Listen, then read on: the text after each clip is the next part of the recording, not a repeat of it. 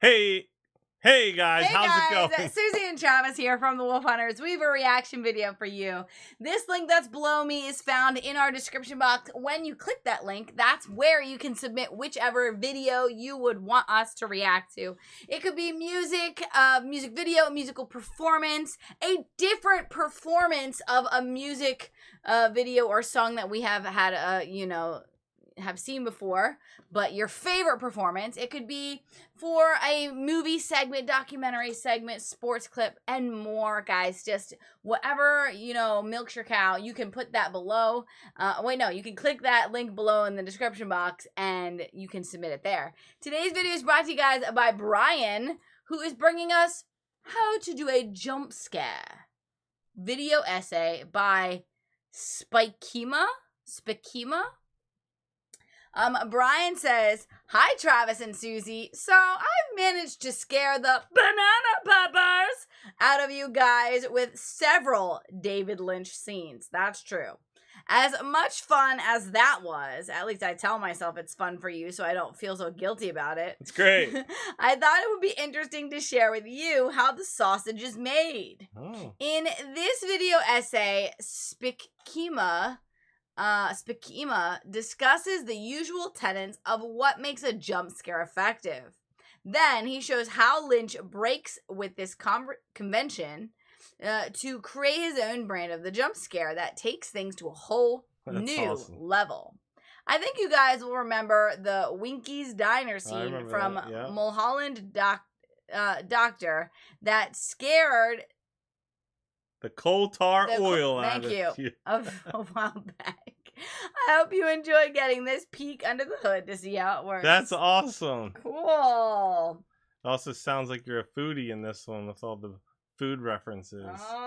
But Brian's having a good meal. Banana peppers are a favorite of mine for my hoagies or subs or whatever you call them.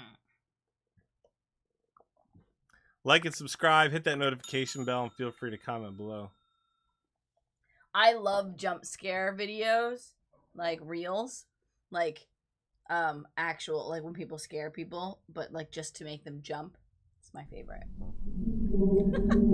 Makes me laugh.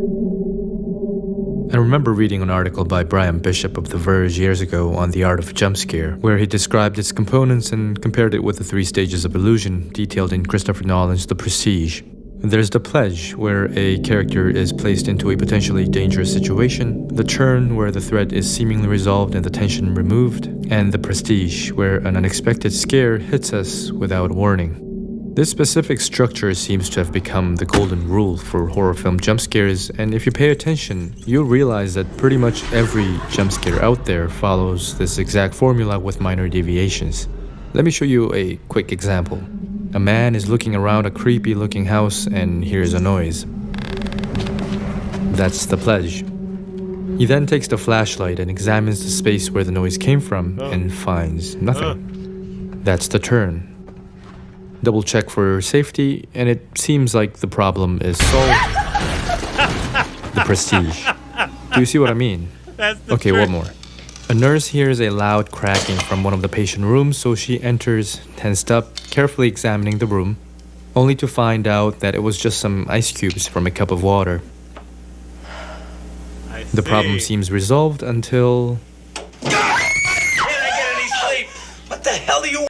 So that's the trick. The trick is make something scary, but then you think that it wasn't scary, that it was just something casual. There's some kind of sense of relief. A sense of relief, and then bam, the real scare comes in. Bam. I got tricked today. Some person pretended there was a spider in the refrigerator, and then they moved everything and there wasn't one, and then they did the whole spider coming through your phone. The prestige. And no, not all jump scares are in 3 stages. Some of them only have 2, like this scene from David Sandberg's short film, Lights Out.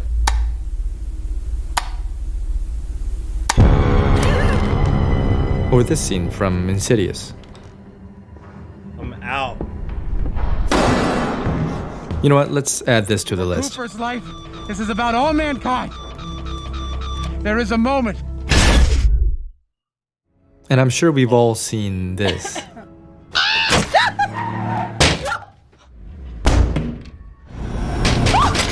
Birds. Whoa. I have not seen that. What is that? Okay, maybe This not one? that one. Yeah. What I'm trying to say is That's Sully. That's the one with the guy who had the plane that landed on the Hudson. No, I'm talking about with the crows. The ones that were hitting the plane, or you mean the Just film all before of that? them. No, there was a bunch of different ones. Oh, those all different movies. Yeah. Oh, I was just showing you like how they use that. I don't think I've seen any of those movies then. that we've come to an era where making breakfast turns into a jump scare, and with its overabundance has completely lost its value, being perceived as cheap and lazy. Even when it does get creative, breaking the cliched structure and approaching the audience with a fresh jump, something always feels lacking, doesn't it? As if there's no substance to the fright. But it's not the technique itself that's at fault, it's the way they're used that's the problem. You see, a jump scare isn't just a loud.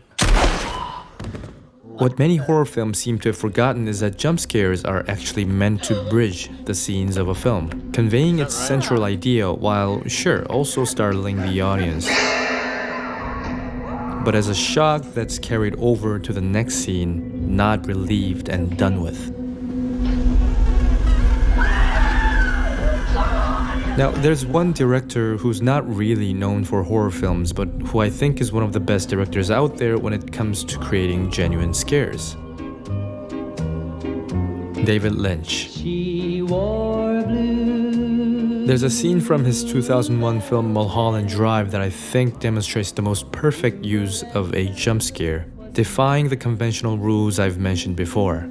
To give you a brief context, this scene happens roughly 12 minutes into the film and has nothing to do with what's previously been shown. This is the first time we see these characters and we have no clue of who or where they are and why the scene is even happening. In the film's defense, the scene is meant to be this way and is purposeful not just to the scene itself, but to the rest of the film. So the scene starts off with two men in a restaurant named Winky's. Man A opens up the conversation by saying how he's had a dream of this exact place. Man B isn't exactly happy he's brought here just for a dream tale, but decides to listen. Man A explains that it's the second dream he's had and that they're both the same dream, unfolding the same way, starting off with him sitting at this exact table and the other man standing by the counter. And he adds that both of them were petrified beyond description for some reason. We, like the other man, are confused, but curious. Man A goes on with his story saying that there's a man at the back of this restaurant. He's the one who's doing it. That it's his horrifying face that the man never wishes to see again outside the dream. And that's it. They're here to see if that man from the dream is out there, to get rid of this god-awful feeling. That's quite a long build-up for a jump scare, you may think, but what happens from here on is even more interesting. Build Right that then. tension. Man B gets up to pay for the meals, and right at that moment,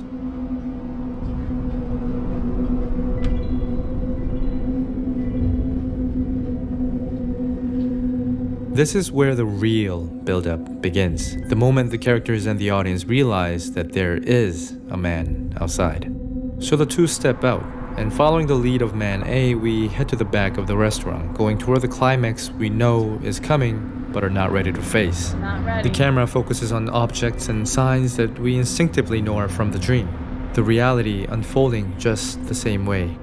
He's hesitant to reach the back, as are we, but determined to end this fear, he continues. Be afraid. Be very afraid.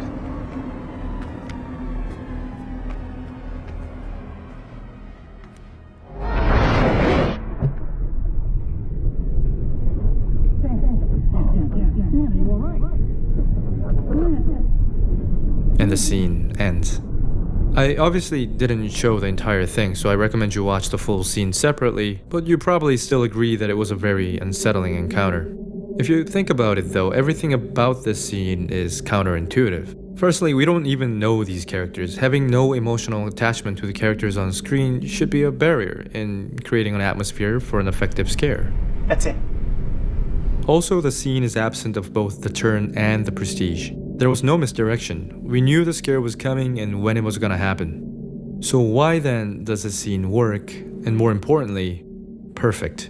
Before anything, and a minor spoiler warning for those who haven't watched the film, Mulholland Drive at the end of the day is all about a dream. The audience isn't aware of this yet, but the scene nonetheless perfectly sets the ground for what's to come, strengthening the rest of the film with its hypnotic setup. First, it takes place in the middle of the day. Like building the suspense, like you know it's being built and built and built and built. You know it's coming. You're waiting for it to happen, and then it happens, and it still catches you because even in that suspense, you don't know when exactly the drop. Well, the moment, I guess. Like it's kind of like in a song, especially like EDM, where they're building, but you don't know when that drop is gonna come, and then it drops, and you're like, oh, Yeah, you know, if it's like build, like the suspense is building, but you don't know the moment is when exactly it's coming, but you know it's coming, and then boom. But there's also this this hope that you have, like the character has, that it's not going to happen. Like you hold on to this hope that. It's in his head that it's not gonna happen, and then when it does, it's even more terrifying because what does that mean? Or maybe if you're set up with the fake jump scares where it's like, hey, we're gonna jump scare you, and then we don't, but then we do, that maybe you think the first one is going to be the fake out, but then it's not the fake out. Yeah, I don't know. Either way, you know, I think that people who think of all these things are just really so brilliant. Yeah. At a diner full of people going against the formalities of a horror film, transforming a place of security into one that is threatening. When there is light, it's always overexposed, hinting at the unearthly nature of the setting, and when the characters are finally outside, what seemed like a bright daytime has converted into an ambiguous one, exactly like the dream the man had. It's not day or night. It's kind of half night, you know? The sound design is carefully crafted so that no other characters are heard and the voices of the two men are private, putting them into a trance-like state as if the place is secluded. Of all people, you're standing right over there. And the people surrounding them mere constructs of their mind. The result is a discrepancy between what we hear and what we see. A dreamlike sensation that augments the appalling narrative. The unknown man enters the scene with a loud, muffled noise, but the sound immediately gets drowned and we're left with an ominous sub-bass instead of the usual bang that often accompanies the jump scare. Not to mention that the pacing of the conversation throughout is slightly off as well. There are awkward pauses and moments of disconnection between every line that's delivered, and it further blurs the line between what's real and what's not. In fact, everything is meticulously planned for this exact purpose. For example, that man at the back of the restaurant is actually a woman. Her name is Bonnie Aarons, who you may recognize as the nun from The Conjuring 2. She's deliberately introduced as the man because, as subtle as it may be, that adds to the uncanniness of the whole scene. Which brings me lastly to the camera work.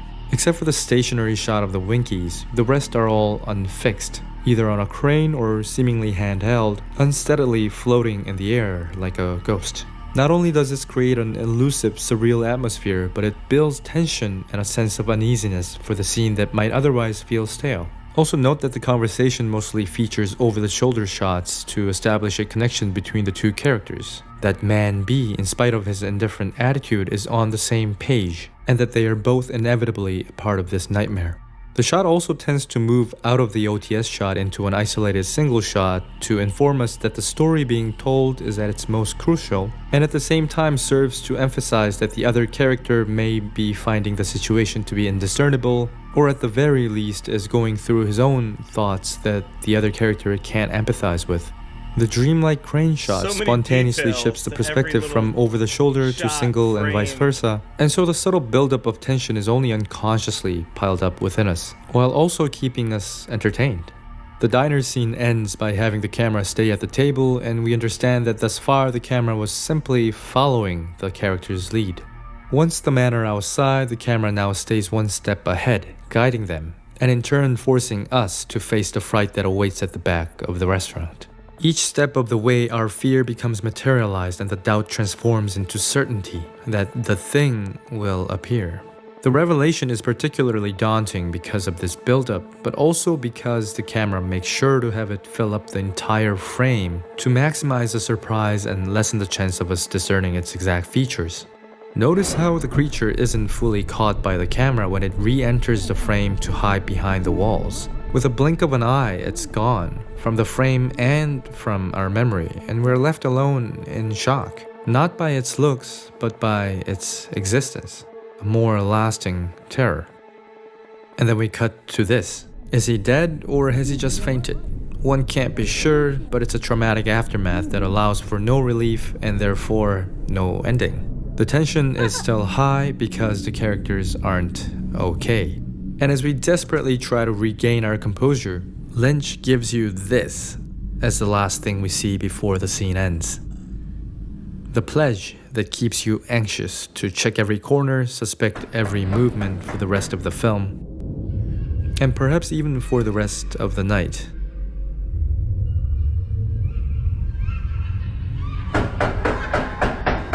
But you won't find anything because that's the turn.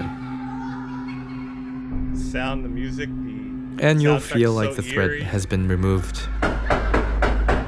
So until creepy.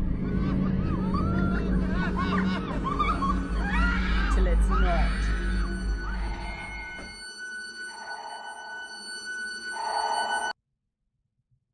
The Prestige. Dang. Thanks everyone for watching That my was video. cool. What an amazing scene. I had a lot of fun with this one as always. Thank you so much for that one. Oh my gosh. Yes. That was really That's educational. impressive. I can't believe how much goes into that. That Mm. was really well Mhm. thought out. And it's interesting to see that there's kind of like rules to it, you know, among the creativity. Thank you so much, guys. If you enjoyed hanging out, like and subscribe. Check out this link in the description box to request your own personal reaction video. Stay tuned. Stay positive. We love you guys. We'll see you next time. Bye. Bye.